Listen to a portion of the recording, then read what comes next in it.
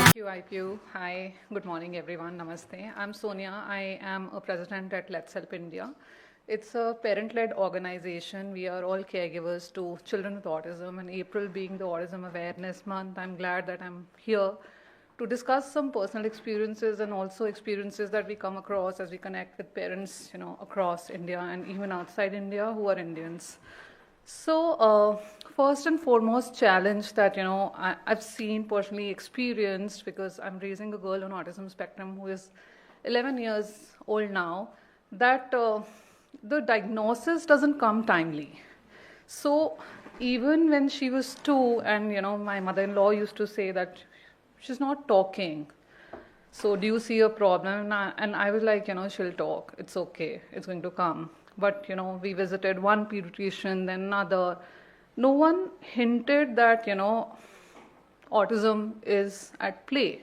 So where are these pediatricians, who diagnose autism? Where are these screening checklists, small little things which, a caregiver at home could identify that social smile is missing, there is no imitation, the child is not talking, or probably he or she is stacking toys in a particular way.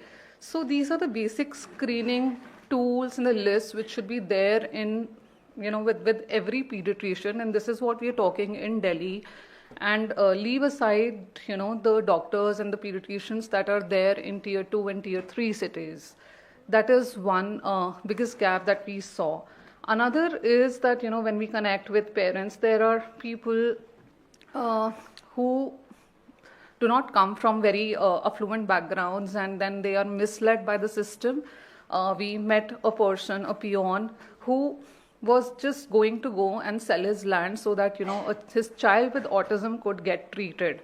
Science does not have an answer in 30 years. 1 in 36 children, that's the stat that we have in terms of getting diagnosed.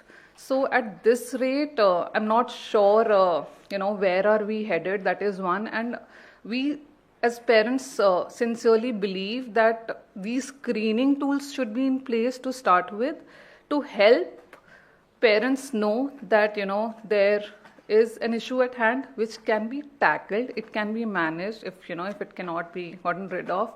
Another thing is in terms of research, when we talk about healthcare and science, so I've taken part in a lot of research that's been conducted by AIMS, that you probably put your child on a gluten-free, casein-free diet and see if changes happen, and things like you go for ABA therapy, but no one talks about using visuals or PECs.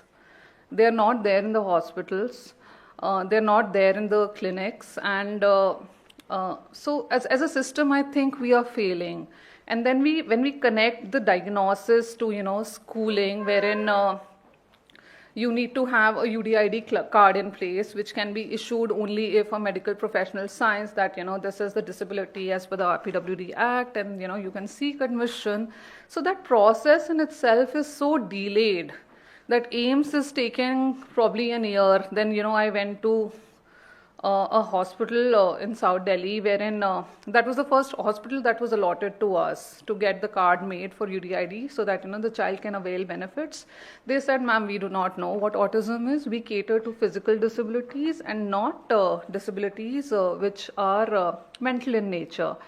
So this is what, we are hoping to, when we connect with all of you. I can talk for hours, but I think the time is up. I have a slip here. So I would love to connect with anyone who can help me take this forward. We are a group of parents. Right now I'm talking about children, and when we connect, there are parents who need help. No one's talking about mental health.